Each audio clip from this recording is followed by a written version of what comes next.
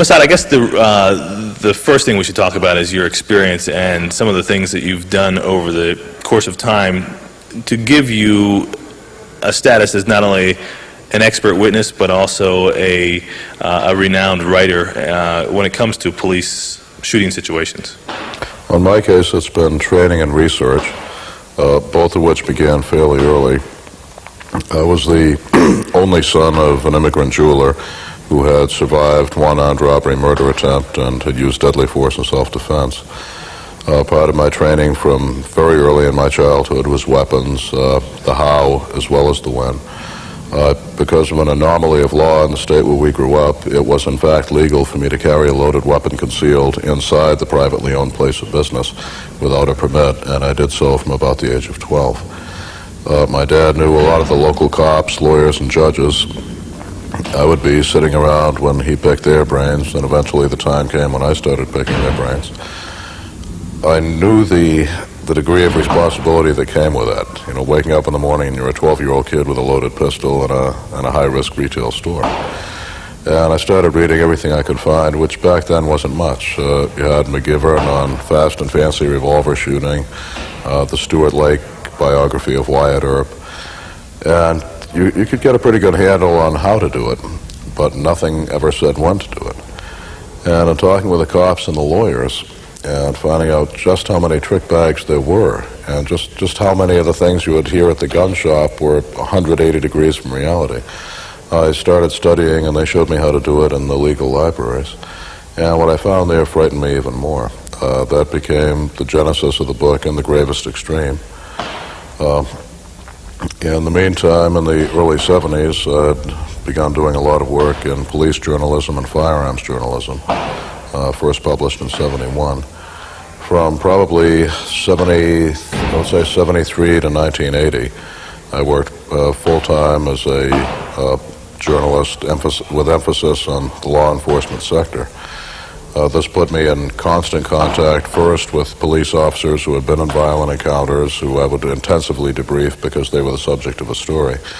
Second, because those magazines wanted lots of articles and the best available training, the only way for me to analyze the training was to go and take the training. So once I had done the article, there was one more training certificate and one more training experience in my own background. At about that same time, 1972, I had gotten into part-time law enforcement and had come this close to doing it for a career. It was just that I felt I could make more money and learn a lot more and do a lot more good going around the country picking up the things that I was picking up. In 1981, I did the prototype course for LFI with Ray Chapman at Chapman Academy, the Armed Citizens Program. Prior to that, I had been chief firearms instructor for a Defensive Tactics Institute under John Peters. And at Chapman's urging, in October of 1981, I founded Lethal Force Institute. I had figured I'd teach a class a month or something, and it would be kind of fun. And the next thing I knew, that had become the tail that wagged the dog. I've since become full-time instructor, part-time writer, and still part-time police officer. And somewhere along the line in the late 1970s, I started getting requests to appear as an expert witness for civilians and police who were charged with excessive force or wrongful death in self-defense incidents. At the present time, that's probably 5% of the income and 30% of the work at any given time. I'll take probably 20 cases a year. Few of which actually go to trial. I'll only take a clean case, and by definition, the clean ones, settle or are dropped. The only ones that go to trial seem to be the ones that are politically motivated or greed motivated or a terrible mistake was made somewhere in the system. During that period, I also became what's known as a police prosecutor. In my state, we have a program in which someone who has not been to law school but is designated by their agency can get a short period of training and be the prosecutor for the state in violations and misdemeanors. And I've been doing that for a couple of years on the side as well. Well, you've written about tens of shooting incidents and probably have researched hundreds. Tell me a Well little- into the hundreds. What have you learned from those? Is there a, well, first, let me ask you, are there any statistics that are involved in the average gunfight, quote-unquote average? No, whenever you hear the average was this number of shots or that distance, bear in mind there is no central empirical database that's determining every armed encounter. You do have that in New York City and have had since 1970, the SOP-9 studies. Standard Operating Procedure number 9 was the intensive debriefing of every officer involved in an armed encounter with questions like how many shots were fired, did you use your sights, what position were you in, did you fire one-handed or two. That seems to be fairly unique to New York. We have now the Dick Fairburn study that's ongoing that will gather a lot of data. But at the present time, nationwide, the only real source that we have is the officers killed summary. And certainly there are valid things to learn from there. But if the men who lost the fight were firing 2.3 rounds, do we want to train our officers to expect to fire 2.3 rounds to win? Given the fact that some of those men fired 2.3 rounds on the average when they died at the first shot and were never able to respond, when the gun that killed them was their own and they had nothing to fight back with. I would say nationwide it's probably going closer to 5 or 6 rounds per participant. And the reason it's not going more is because not everyone has semi-automatics yet. I see a number of cases where the guns are emptied, sometimes reloaded and emptied again multiple times. The last 3 I've gone to court on was 1 shot, 1 hit, 1 neutralization. But you just can't really draw a trend on that. You can get a good idea of what cartridges and what guns work and what guns don't. You'll find that there are certain trends. Typically it was some sort of a mistake by someone that got you into the situation. Not necessarily a culpable mistake, but simply a failure to realize that this human being had gone feral and was prepared to take your life. Mm-hmm. Okay. What happens in a gunfight situation? First of all, from a physical sense, what's the best way to approach it? Now, obviously, like you said, you're in the wrong place at the wrong time or you haven't evaluated the situation correctly. But here you are in a situation and all of a sudden there's a gun pointed at you. Okay, well, first, understand the physio-psychological phenomena that may occur. These are distinct from psychophysiological phenomena in that something psychophysiological would begin in the mind and manifest itself in the body, a stress-induced ulcer, for example. What we're talking here is something that begins in the body, the adrenal dump, the fight-or-flight reflex, if you will, that manifests itself in the mind and the mind's perception of what's going on around you. You can expect, because it happens to the great majority, though of course nothing's 100%, the tachypsychia effect, spelled T-A-C-H-Y-P-S-Y-C-H-I-A, the most commonly misspelled and misused term probably in the business. It's not an overall term for everything that happens to you, including the tunnel vision, etc. The tachypsychia refers to one specific phenomenon, the distortion of perceived time. Probably any of your listeners who have been in a car crash, a violent encounter, seeing the baby starting to fall from the high chair can recall experiencing that in slow motion. Mm-hmm. The term tachypsychia comes from the Greek. It means literally the speed of the mind. And you would think at first some of the psychologists wrote in and said, well, why don't you call it bradypsychia, because brady is the prefix that means slow. The reason is that the original term is in fact accurate. I did not coin it. It's a medical term. It was given to me by Dr. Glenn Dalrymple of Little Rock. The thing that's happening is that as the fight-or-flight reflex begins, the primal survival instinct is channeling all the mind's powers toward the singly focused task of survival. We normally use perhaps the 10% tip of the iceberg of the conscious mind, and when suddenly, many times that degree of mental power is brought to bear on a single focus, it creates almost the illusion that it's as if you've been watching life through a Kodak camera and suddenly someone put on a motor drive. So many more things are being rapidly processed by the mind, so many more perceptions are being realized so quickly but it creates the illusion that everything's happening in slow motion. We warn our people about that because first, some of the people who felt it said that it terrified them to feel that they were being slowed down, like they were moving through jello, like someone in a nightmare. Or like you're in a dream, yeah. You go slowly. Yeah, you see the same thing in a dream state. And we remind them that, look, things aren't slowing down. You're probably moving faster than you ever did in your life, and so is the other SOB. You don't have all that much extra time to take here. We warn them about that also because, if there's been a video camera going in the bank during the shooting, and someone asks you, gee, Lenny, how long did the shooting take? And you say, oh, God, a minute, 2 minutes. And the video camera shows 8 seconds. You're proven to be a liar. And from that point on, your credibility in this case is gone. We tell our students, do not answer, respectfully decline to answer any specific questions as to how long did it take, how many feet and inches was the person away from you, exactly at what point on the compass was he coming from, exactly how many shots were fired, because your perceptions will be so distorted by the danger, but so distorted by the near-death experience, because remember, you were the victim, that you would be literally the worst possible witness. It ill serves the truth of the investigation to peg the decisions on what the victim perceived at the moment the victim had to fire in self-defense. So here you are, someone's got a gun pointed at you. You hear a lot of times that you're going to revert to your training. Does that seem to hold true? If there is anything that all of us in the business agree with, and you'll have some who say use a gross motor movement for this, and others will say no, you can use a complex psychomotor skill for this. Some will say shooting on isosceles, and others will say a weaver.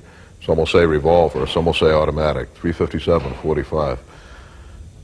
What none of us argue is that under stress you'll become a creature of your preconditioning, a creature of habit, a creature of training. It's not, frankly, just the training that does it. If you were trained properly but reverted to a bad habit and kept doing the bad habit will come to the fore. It will be as if the mind goes on automatic pilot. It will seek an autonomic response. If you have inculcated the appropriate autonomic response, if you have drilled and trained, and the general rule among the physiologists is a complex psychomotor skill, that is, where many subtle things must be done at once exactly right. And shooting most certainly is a complex psychomotor skill. That it takes approximately 3,000 repetitions to create that autonomic response, unconscious competence, if you will, function on automatic pilot. Whether that's necessary for all of it, I would have to argue. I've talked to too many men who said they were in a dangerous job or living in a dangerous neighborhood. They had foreseen themselves one day being in a violent encounter and had made to themselves the commitment, if I'm shot, I'm not going to go down. If I'm stabbed, I'm not going to fall. If I'm hurt, I'll keep fighting. Now, it's kind of hard to do 3,000 repetitions of that. But when the first time it happened, the psychological suggestion had been so powerful, the plan in place had been so strong. The determination, the human will, that given stimulus A, I will perform response A, it worked.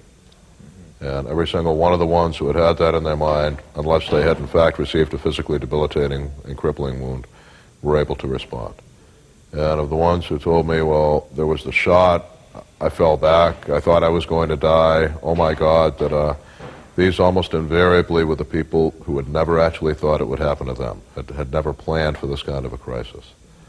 It's sort of like, really, I guess, any human emergency. When you see you're at a beach and someone collapses with a heart attack. Okay, the person who could never confront their own mortality is going to stand here quivering and screaming, and someone's just going to have to push them out of the way. And the person who's trained in cardiopulmonary resuscitation will automatically move them in a position, clear an airway, start the breathing, go into the right rhythm. And that is a function of the response that they intentionally brought into place. I've never yet met a person who has performed cardiopulmonary resuscitation who was ever able to actually count the compressions versus the breaths. It was just the body went into that learned repetition that had been learned on the dummy resuscitation, And really that, I think, distinguishes training from education. Our programs encompass both. Education is knowledge. And when I go into this next classroom here with a video, watching video right now, and I share with them, all right, these are the patterns of encounter. Okay, these are some of the tactics we're seeing used among the armed robbers, the muggers, da-da-da-da-da. That's education, that's knowledge, one more tactic to put in the bank. When we take them out on the range, when we drill them with the deactivated guns and the heavily gloved hands on the weapon retention and disarming, no matter how the man grabs your gun, this is the movement that brings it back. Those constant drills, those repetitions that will create that autonomic response are training. Training, distinct from education, is a physically programmed response. And I believe that the discipline known as officer survival encompasses both. Let's go ahead and talk about weapons, the gun in particular, and then a little about ammunition. But first, the controversy of 9mm 45, 10mm 41, I mean, it's gone on and on. What's the best gun for a street combat shooting situation? First, it's one that's street proven, and that lets out at this time the 10mm, and particularly the 10mm light and the 40 caliber. They have excellent ballistic potential, but at the time of this interview, there is no recorded shooting with the 40 Smith & Wesson, no recorded shooting with the 950 or 1,000-foot-second FBI load. Of the 5 we've been able to access with the full-power 10mm, 2 or 3 were dismal, and a couple of them were mediocre at best. It appears that the current emphasis on deep penetration has resulted in a bullet that projects its energy over a very long and a very narrow cone. You can take a heavy bodybuilder, and if you're shooting front to back in a defensive situation where he's in an aggressive posture, a bullet that will penetrate 18 or 24 inches of flesh simulant is by definition going to expend a good part of its energy and a good part of its destructive force outside the body you're trying to incapacitate. I would frankly rather carry a 9mm than a 10mm simply because I know what the bullet will do. There are a great many 9mm loads that justify its reputation as an impotent man-stopper. There are also a handful of 9mm loads that are extremely effective and are street-proven. In the standard stuff you can buy over the counter, the Federal 9BP, 115-grain hollow point, we just don't find any of the cases we find with other brands and other bullet designs where the guy has taken 12, 13, 14 rounds and stayed on his feet up and running. What's the difference? What sets that apart? I think consistency, uniform depth of penetration, uniform expansion. The bullet goes as far as it needs to go and no farther, and it reliably expands and destroys the tissue in its path. Some of the bullets just zip right through, in and out with no expansion. You might as well have stabbed the guy with an ice pick. Human tissue is elastic and closes back to a degree over the area if it hasn't been chopped through. In the 9mm, the round that I carry is the Corbon. That's a 115-grain. It's a factory-loaded round, premium ammunition from the people who make the Corbon big game hunting ammunition. It's expensive, about $25 a box for 50, but it's more than worth it to me. What makes that unique and different? What makes it unique is, first, a very efficient bullet, the Sierra jacketed hollow cavity 115 grain. Second, a unique proprietary gunpowder that allows greater than plus P plus velocity at only plus P pressure. The 9mm Corbon out of a short barrel compact Glock 19 will hit about 1,340 feet per second, about 1,350, 1,360 out of the conventional service size gun.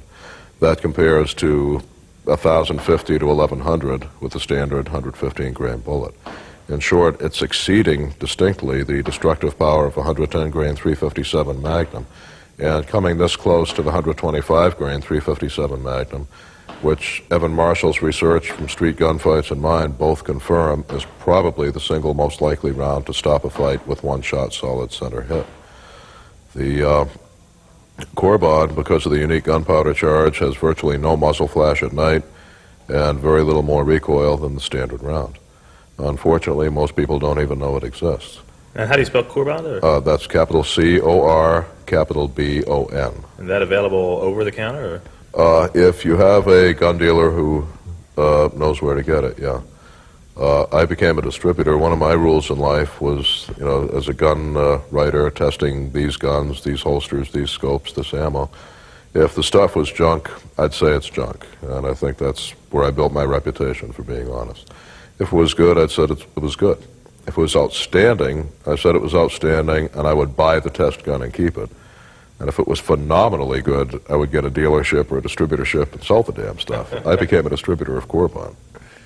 Okay, let's compare that 9mm 115 grain round to the 45 230 grain hardball, factory hardball.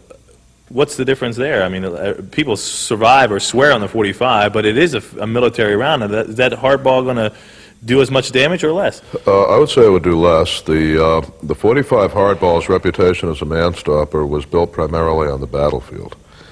And when you're talking a situation where, first, autopsies are never done. Second, the shooting of the enemy soldier is never investigated, documented, and confirmed. It becomes a C story, if you will. And finally, there are different physio-psychological dynamics involved. In the year 1944, let's say, to shoot a half-starved, rice-fed, despondent man who, weighs about 130 pounds is one thing.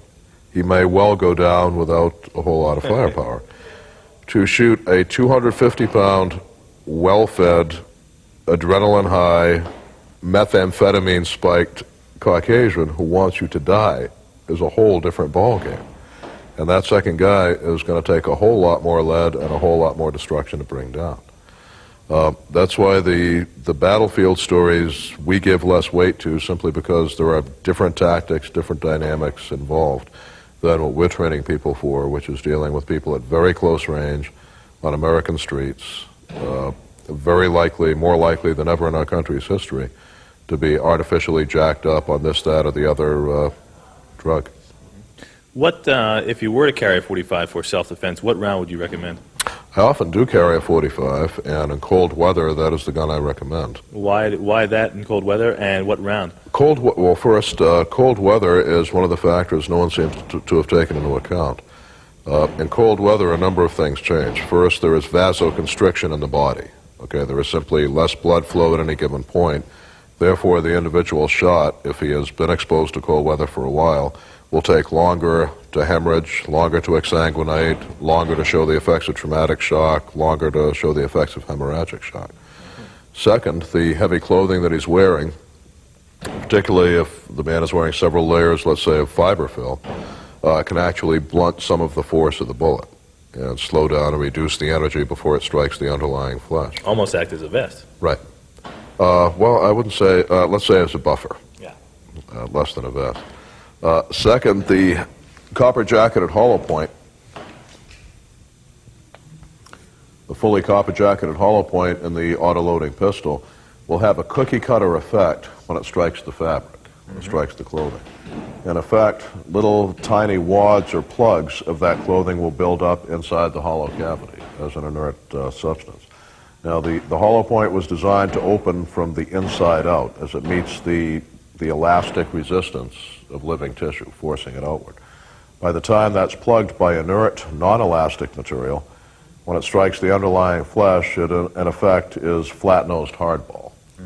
And I think the history, both of military battle and police gunfights, shows us that hardball round, that is jacketed round nose for jacketed round nose round, the 9mm is justly infamous as an impotent man-stopper, and the 45 is justly famous as being a pretty good man-stopper.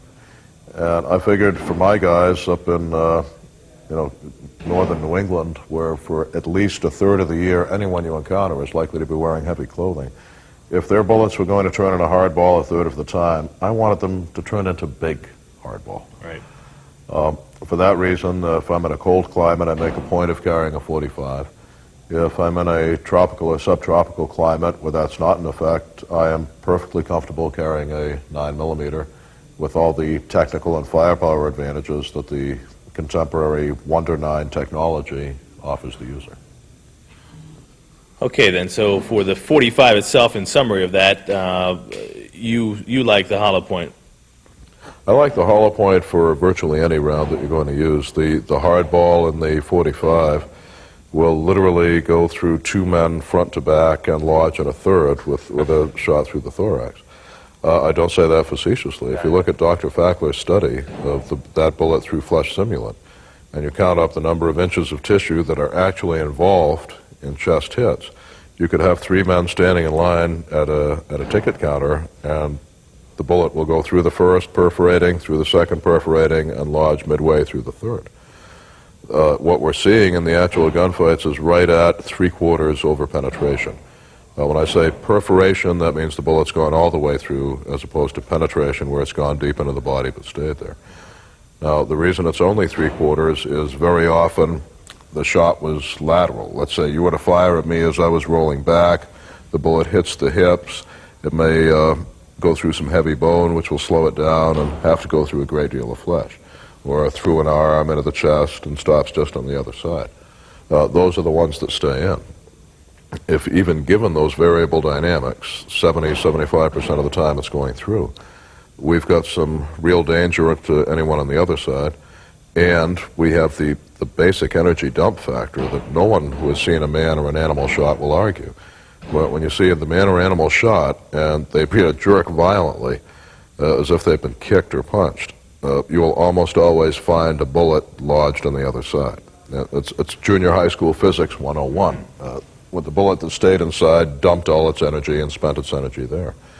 When the man or the animal just appears startled, as if by the shot, or shows no reaction at all, usually you'll find an exit hole on the other side. In simple physics, the bullet went in one side, out the other, and bumped them on the way through.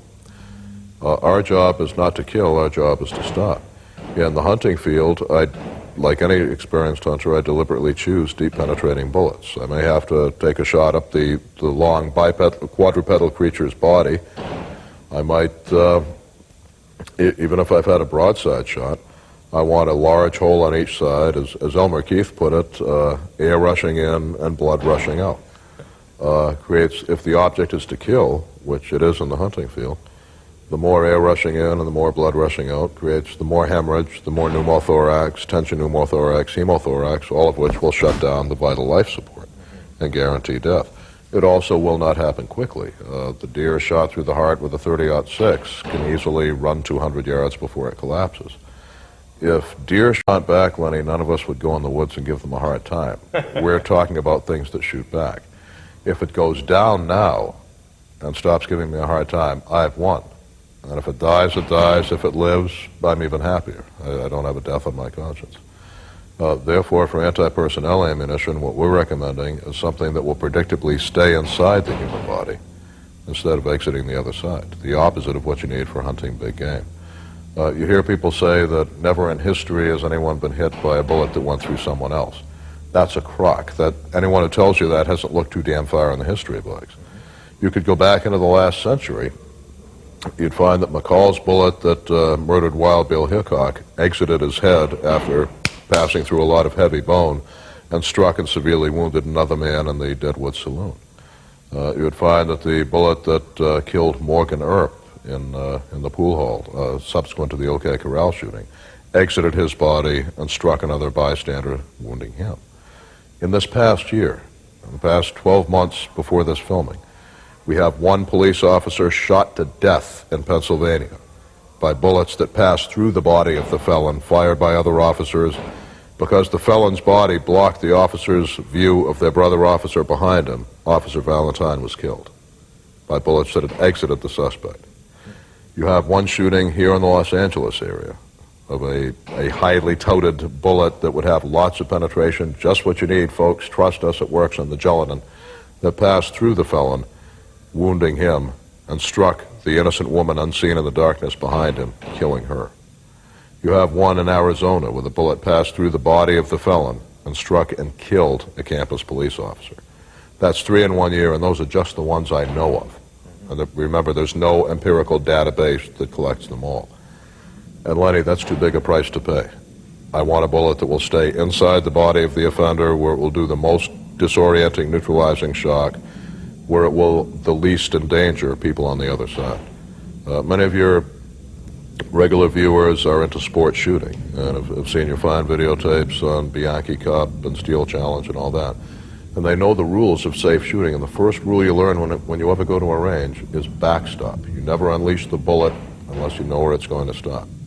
None of those people who watch your videotapes would ever go to a shooting range that had a sign up and said, "Do not shoot armor-piercing ammo, it will go through the backstop," and then fire the armor-piercing ammo. What possesses them to go on the street where the only safe backstop is the body of the offender, and innocent people have to be presumed to be walking behind him, and use a bullet designed to penetrate 18 inches of solid flesh? I must profoundly disagree with that. And so, hence, it's the hollow point round that you suggest. We strongly recommend the hollow point. There are a lot of exotic rounds that are designed for extremely low penetration and wide destruction. But basically, some have problems in quality control, some have problems in design. One used to be superb, and the quality control and the design have since gone down the chute. Is that the Glacier? I'd rather not mention brands. And at this point, I'm just much more comfortable recommending a good conventional jacketed hollow point for the semi-automatic, semi-jacketed hollow point for the .357 Magnum, and lead semi-watt cutter plus P hollow point for the .38 Special. In home shootings, in home defense, what happens there usually? What is there? What's the general rules? I mean, of safety. If I was preparing for home defense, what should I keep in mind if I were to confront? I would keep in mind what we call at Lethal Force Institute the Alamo concept. Don't go looking for them. Force them to come to you where you're ensconced. Now, the Alamo might be a lousy example because we remember that all the defenders of the Alamo were killed. But what I'm looking at here is the fact that you had 188 raggedy-ass freedom fighters in that little San Antonio mission in 1836. You could have counted on your fingers the number that knew anything about even rudimentary military tactics. They were surrounded with a supply of perhaps 4 or 5 days' worth of food, water, and ammunition, and for 13 days stood off 6,000 of the most highly trained, battle-hardened troops in the Western Hemisphere. They did it because they were ensconced defenders. The others, to reach them, had to expose themselves, to come across the open plain into the rifle sights of the Texans and the Tennesseans. The Texans and the Tennesseans, certainly the others knew where they were, but the primitive artillery of the time could not effectively neutralize. The Mexican army had to charge forward and attack. By the time the Alamo had fallen, we don't have complete casualties. We do have the number of dead on both sides. On the San Antonio side, it was 188. On the other side, before, not counting the wounded, not counting the sick, not counting the missing in action, each of the defenders, before they had fallen, had killed 8.5 of the enemy apiece. I would submit to you that, first, there are not 6,000 scumbags outside your apartment waiting in line. They are not under the command of General Santa Anna, who was known to decimate his troops for reasons of discipline, that is, to at random shoot 1 out of 10 men in the company that he felt had displeased him and had not fought effectively enough. I would submit to you that long before the 8.5th has fallen on your staircase, the other side will have followed the advice of the great police instructor Arthur Lamb and reconsidered their negative attitude and left the situation. I think the big thing for the citizen to remember is don't try to be a hero, don't do a house clearing. Once you've called the police, don't try to grab the guy yourself. You've just contaminated the area. The police are now coming in expecting an armed man. Look, there's one now. Common sense, simple common sense. A lot of the things that we do, I'm not going to put on a videotape because neither you nor I can control a videotape.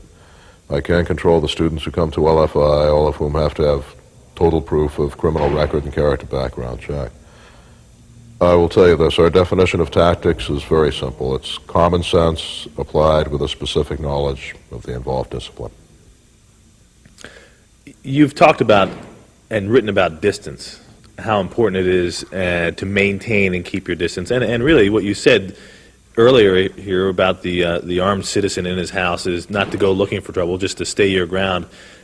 How close, if you are threatened, can you let someone get to you before you really have the right, the ability, the fear to take that shot to protect your life? Is there a distance? The doctrine at law is first measuring by the yardstick of the reasonable and prudent man. What would a reasonable and prudent person have done in the same situation, knowing what the defendant knew? The educated person has a whole lot better buffer zone than the average. Most people believe that for you to be enough of a danger to me with this knife, for me to be authorized in using my .45 revolver, or in this case Sig Sauer P220, you would have to be as close as you are right here. And by that time, we're both hemorrhaging all over the place, and I may or may not get the last laugh, but it's going to be a very hollow victory. The fact of it is, and there's no need to belabor the point here because your viewers can get the excellent tape that you offer, where I had the privilege of introducing Sergeant Dennis Tueller.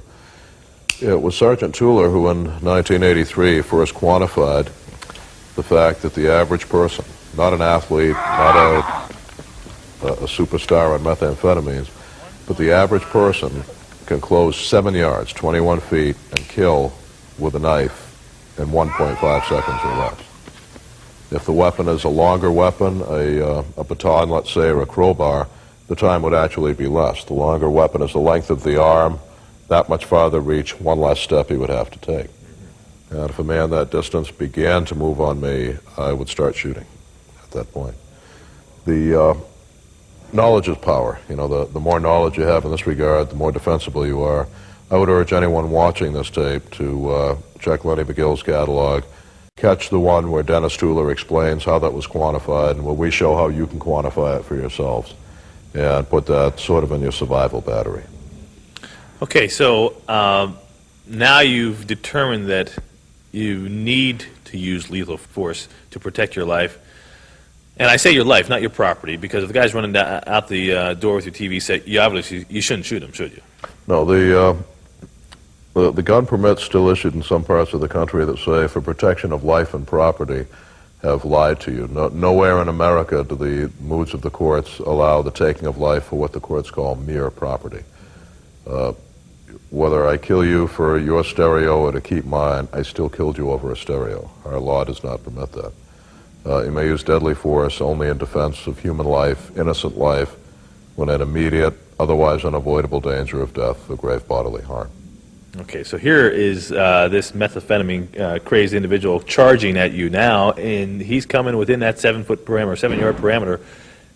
What do you do? I mean, are you really able to aim at that point? Are you able to refer to training? Are you bringing the gun up into your sights? Are you just yanking on the trigger? I mean, what normally occurs in a gunfight? What's going through someone's head, the average citizen who may not have trained a lot? Do you want the winners or the losers? Well, let's hear both. What happens to the losers? What happens to the winners? Among the winners, a significant number, a number so great they can't be ignored, will recall having aimed the weapon and referenced the sights. From Jim Cirillo, who's probably, when they do the history of gunfighting in the 20th century, will rank with Urban Masterson in the history of the 19th. He recalled in his first gunfight seeing the front sights so intensely that he could recall every groove and striation on the front sight. Cirillo fired 3 shots, 3 hits, 3 neutralizations in 3 seconds. And that's not a war story, folks. I got that from his commander, Joe Volpedo, at the New York Stakeout Squad in 1972. We found in the comparisons in Los Angeles of the officers who had trained privately in the pilot groups with officers Helms and Mudgett in the new pistolcraft techniques, that they were winning a much higher percentage of gunfights than the officers trained in ordinary techniques. In my opinion, the Weaver versus isosceles and things like that had little to do with it. Virtually all of those men said they had become programmed. When that gun comes up, I will focus on the front sight, I will put the bullet where it has to go. If I could give you any bit of advice that based on all the studies, all the survivors I've debriefed, would guarantee putting the bullet in the right place, it would be front sight. Of the ones who have lost, a large number will describe point gun, pull trigger, point gun, pull trigger. From me to you, that may or may not work, but not all of them will be from me to you. The fact of it is, the gun is a remote control drill. The old gunfighters used to refer to drilling their opponent. Well, the drill has to be indexed, and instead of a palpable drill bit that we apply by hand manually, the gun, being a remote control bit, has to be indexed visually. It has to be indexed by the visual alignment of the sights. If drilling from the hip, as it were, worked, then in every drill press factory in America, the guys working on piecework would go boom, boom, boom from the hip. But none of them would ever get paid because none of the piecework would turn out to have the holes in the right place. And whenever you see a case, it seems, of, the guy was shot 27 times and stayed up, and you find that, 24 of the 27 times there were peripheral hits, you'll debrief the guy and he'll say, well, no, there wasn't time to aim, there was time to point the gun. Well, that's bullshit. If there's time to point the gun, there's time to aim. Certainly the survival instinct will make you focus on the danger. The only way you can overpower any instinct is through constant training. One of the things that we train, because we can never guarantee that our guys will have their 3,000 reps fresh in their mind and fresh in their firing muscle neurons at the time they need it, is a technique we call stress point index, sort of a cross between the old point shooting and the conventional sight picture. We're raising the gun high, intruding it into the cone of the tunnel vision, with the primary focus on the target. The secondary focus is on the gun itself, and it gives us a much cruder alignment. The sights, instead of looking like this, will look like this, but it's a very crude, fast alignment, and it's much less crude than the body position index of hip shooting or point shooting, and we find that also will work extremely well. When you are and have to shoot an individual, where should you aim? What are you really aiming for? It depends, again, what you're doing. First, the finer the aim, the more likely the hit. There's a saying among hunters that works for any other living organism, it seems. They say if you aim for the deer, you'll probably miss the deer. If you aim at the deer's chest, you'll probably hit the deer. If you aim for the deer's heart, you'll probably hit the deer's chest. And if you aim for the right ventricle of the deer's heart, you'll probably hit the heart. The guys I know who are heavy hitters who have been in multiple gunfights are not looking for an X-ring. They're not looking for a gross body aim. They're looking at you like a CAT scan, and they're going hard in the spine. Against another man with a weapon, a remote control weapon, let's say another man with a gun, I would follow the old advice of aim for the center of mass. God, how I hate that phrase. But the fact is, knowing how stress degrades marksmanship, it gives you the greatest probability of a hit that will disable life support. And when what you've got to do is keep this trigger finger from flicking, life support is what you have to attack. If the man was coming at me with a knife or a club, a contact weapon, I would blow out the pelvis. I would go immediately for the pelvis. The reason is the bullet through the heart does not kill all that quickly, unfortunately. It's even if it's blown out of the body, the individual may remain up and running for 14, 15 seconds. When the pelvis has been shattered, not merely cracked but shattered, which is one reason I don't care for the low-power defensive loads like the 380 automatic. They can't reliably do that. When the pelvis is shattered within one step, the organism is down. You've taken out the cross member, the axis of body support. If it was a victim rescue shot, the man is not looking at me and therefore won't see the gun and can't duck, but the victim's on the ground and he's got to be stopped, I would probably go for the head. From the side, into the ear, from the front, up the nose, from the back, into the base of the skull. Ignore the old conventional wisdom about center of forehead and between the eyes. That may be where you think, but that's not where you live. Where you live is in the medulla oblongata and the band through here. A bullet through there in the human seems to cause an immediate drop. There may be some light postmortem spasm, but not much.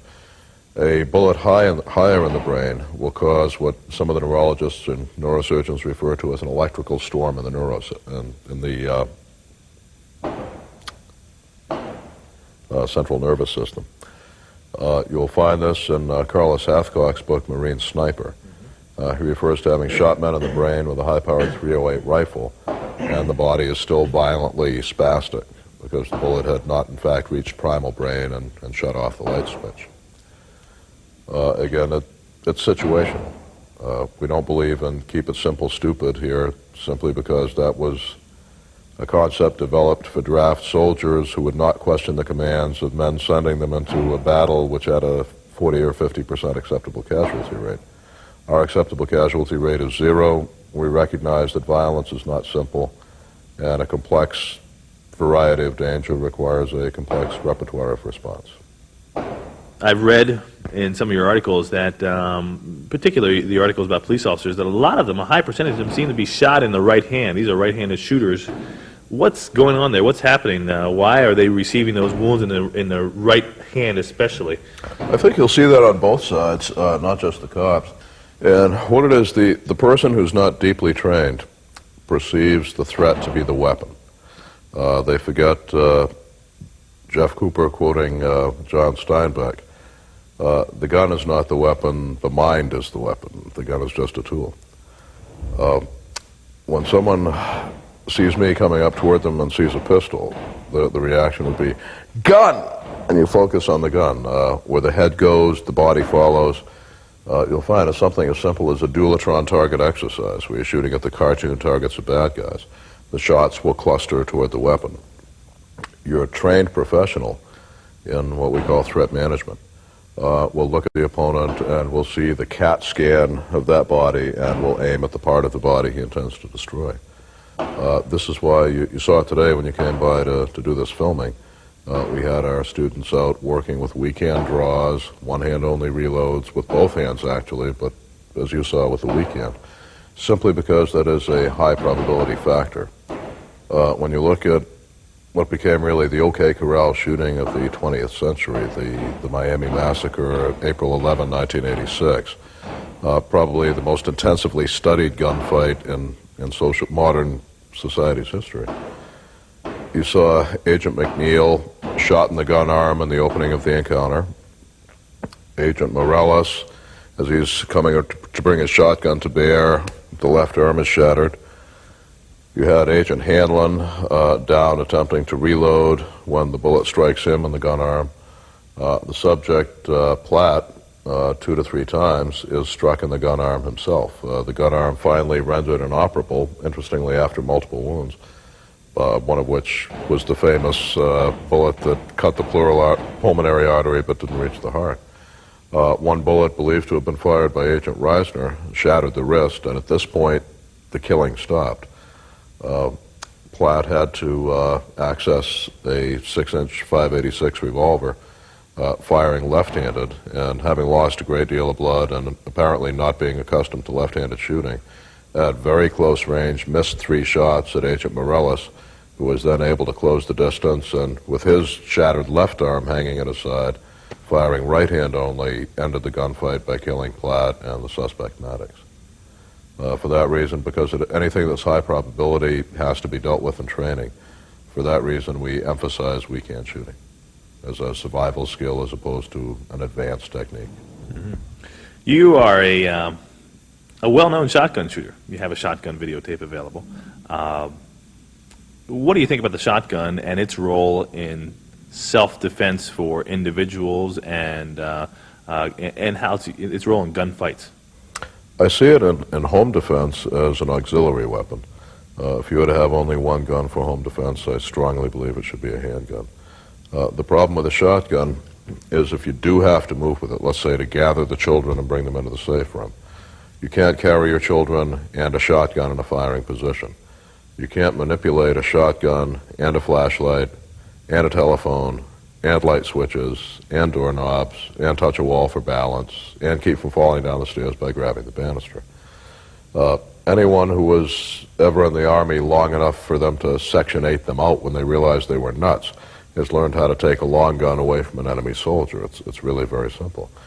With the pistol, if the person just knows how to hold it properly in a dangerous situation, it would take an advanced martial artist or a convict who had trained deeply in prisons to get that gun away from the defender. The pistol gives you much greater mobility. There is just a whole lot more you can do with it. The range of motion. Range of motion, the fact that the other hand is free to perform all the other threat management tasks. Again, bear in mind, the reason we tell you don't go looking for the burglar in your house is because you have to assume he's armed or has access to some sort of weapon. Now, if the police department knew there was an armed man in your house, they would not send one guy with a shotgun or one guy with a pistol, for that matter. They would send a minimum 5-man team, armed and armored, with backup, controlling lights, access to dogs, mirrors, lights, exotic equipment including flashbang concussion grenades, communication with the outside, the option of gas, the option of sending in canine. If you want to try to do that yourself with your shotgun or your chief special, you go right ahead. I'm going to wait for you here. Where I see the shotgun as an auxiliary weapon is once you have been able to carry out that plan. The children are safely in the safe room with you and the spouse. You're behind cover. You have the call into the police. You have stayed on the line, very important, to continue your relays of communication with responding police. And at that point, the intruders kick in the door. Now, if you are properly trained, if you can manage the recoil, are confident with the weapon, and it's no trick, you just have to be smarter than the shotgun. At that point, you have massive rapid-fire capability for neutralization at close range. For that reason, I would say if you were to have only one gun, have the handgun. The handgun is infantry, if you will, the shotgun is artillery. I like to have both, so I keep both accessible. What kind of round do you prefer with a shotgun? Obviously, there's hundreds almost of different types of ammunition, but are you looking for a double-aught buck? Is it a 12-gauge, a 20-gauge, a 410? What do you think is best for home defense, and also considering over-penetration? Well, you have to, again, consider the tactics involved, and whenever you select, 38 versus 45, revolver versus auto, you have to look at who's using the tool. So if I were to ask you, Lenny, what's the best camera? You would ask me, well, I don't know. Are you going to take snapshots of your kids at the beach, or are you going to make a professional video production? There's kind of a wide range here, folks. The tool has to be tailored first to the job and second to the user. The 12-gauge shotgun in the hands of a trained person is a devastating weapon. A great many people, including a majority of big, strong men, find it sufficiently painful that they're hesitant with it, or they'll flinch with it at the worst possible moment. The 20-gauge shotgun is actually very underrated. As we demonstrated to our people today, there is remarkably little difference in the destructive power. The 20-gauge has very little recoil. The light model is the one I recommend is the Remington LT-20, the lightweight semi-automatic. In the special field model, it weighs 5.5 pounds. It's as handy as a little M1 carbine. You can fire it much more rapidly. You, for example, might be able to shoot a 12-gauge faster on more targets than I could with a 20, but you'll never reach the point where you can shoot more multiple targets faster with a 12 than with a 20. The 20 gives you more rapid engagement of multiple opponents. Every blast from a 20 gauge is, in effect, 244 magnums at once in terms of delivered energy. The 410 certainly would have a place for someone who was, physically debilitated, someone who, let's say, was terribly arthritic or very frail. The average woman, the average man, even a petite female, would have no trouble working the 20 gauge with training. An untrained person who is not confident with it, hell, a 410 is better than nothing. Are you using buck, or what kind of ammunition? I use buck. I diverge from some of the others on this. The old theory used to be load the gun with birdshot, because right in close, birdshot is devastating, and it won't go through your walls and kill your kids. Well, first, that's crap. Look, anything that is going to enter the other man's body is going to go through the walls and kill your kids. God knows none of us have ever done it, folks, but how many of us know somebody who's a real asshole? He got pissed off and put his fist through a wall. Now, you're a big guy, Lenny. Did you ever put your fist through a man? No. Okay, so we're talking something that will go through the tensile resistance of a human body, and we're somehow hoping it's not going to go through, the thin plaster and sheetrock. Don't kid yourself. And now this false illusion that it won't harm your children gives you the false confidence to fire wildly in any direction. I use the term advisedly when I say consider the shotgun to be artillery. Artillery is employed from a fixed and static location into a known and plotted field of fire. You would not use the shotgun until they're kicking in the master bedroom door. We've counted noses. Yep, all of us are in here. That means the guy kicking in the door is not one of us. And all we need to worry about now is backstop if we miss. I have laid that out in my house. Behind the wall where I would have to fire in that situation is my private office. Now, if I'm here, I'm not in my private office, so it should be safe. And just to make sure, along that wall, I've put a lot of real heavy books as backstop on the opposite side of that wall. So the buckshot, which will give me effective anti-personnel capability at a distance. Now see, from here to that fire door over there, which would be a reasonable shot down a family's hall, by that point, once the pellets have started to spread, the tiny birdshot pellets will have no real effect. From me to you, sure, you'll have the rat hole wound. Might actually be worse than a rifled slug because the pellets are spreading faster and there would be a larger tunnel wound effect.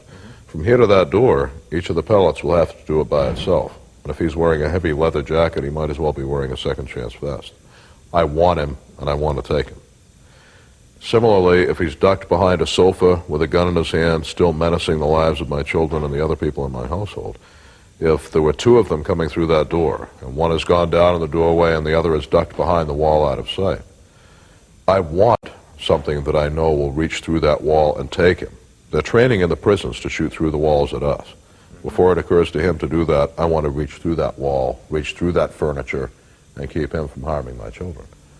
The answer is not in selecting magic bullets that will somehow seek out scumbags and avoid innocents. They don't exist. The answer is in tactics, in planning, and preparation. Will a shotgun, or is a shotgun a one-shot man-stopper? Nothing is a one-shot man-stopper. New York City had one case of the subject struck 3 times with 12-gauge double-aught buck through the torso, a total of 9, 18, 27 .33 caliber projectiles. Didn't go down until he was hit with a 38 wad cutter that broke his pelvis. They have had 5 men hit with 12-gauge rifled slugs who were able to remain ambulatory for a period of time. Nothing's 100%. You'll see men who are like bullet sponges. The crack monster a few years ago in the Bronx, in the Grand Concourse incident, who was shot 18 times, kept shooting back, is reloading, and still up and running after 18 hits when a rifled slug through the heart finally put him down. A slug, 50 caliber almost, right? Try 72. 72 caliber, wow. And that finally put him down.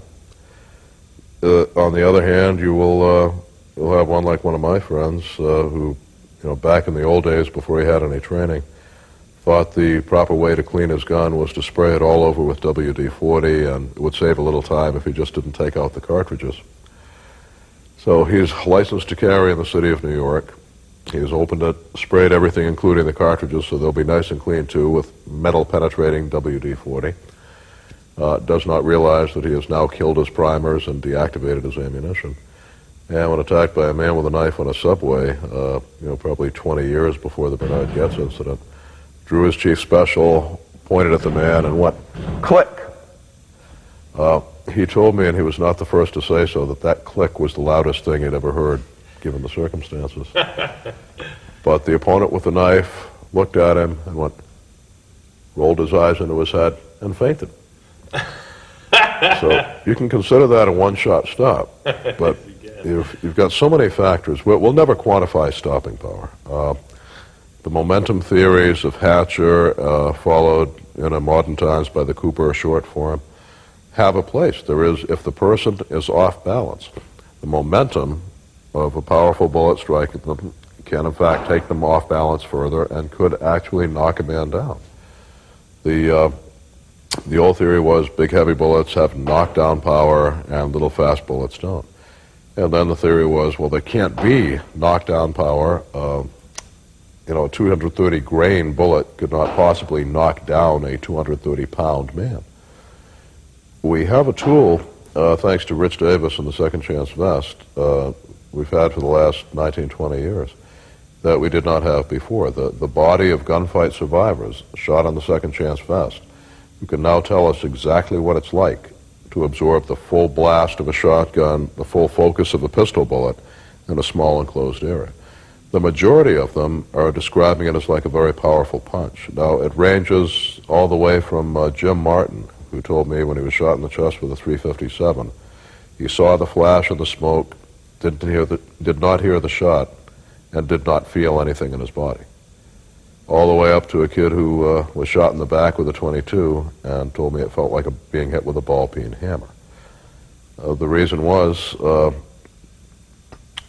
it's really simple. This is why I'll never quantify any of this. If you're off balance, a blow that a man describes as equivalent to a punch will knock you on your back. And as a martial artist, you know that's tree running. You also know if you do a little bit of sun-chin breathing, get into a horse stance, tighten up, key up, and let me hit you as hard as I can, my fist will bounce off, and you'll look at me with a nasty look in your eye, and you'll say, now it's my turn. We found that if the guy was up and running and ready to fight, momentum didn't affect him. He'd be bumped by the bullet and keep going. And if he was caught off guard, off balance, and was hit, you would, in fact, have some sort of a knockdown effect. But it was less the effect of the bullet than the effect of the position of the man. You'll find, the theory popular in the 70s of relative incapacitation index, which I still can't say with a straight face, done on the older form of, the Warren Commission formula, if you will, of ballistic gelatin before the much more realistic Fackler formula. They said that, well, gee, the gelatin has a hole like this blown in it, so that's the amount of tissue damage it would do, and that's the temporary wound cavity. And on that basis, the RII study indicated that round-nosed lead 38 special was a more effective man-stopper, albeit only by 0.1%, than 45. And now you see why I'm having such a hard time keeping a straight face when I discuss RII. The current theory is that temporary wound cavity is meaningless, tissue is elastic, it snaps back, it's not destroyed, That's bullshit too.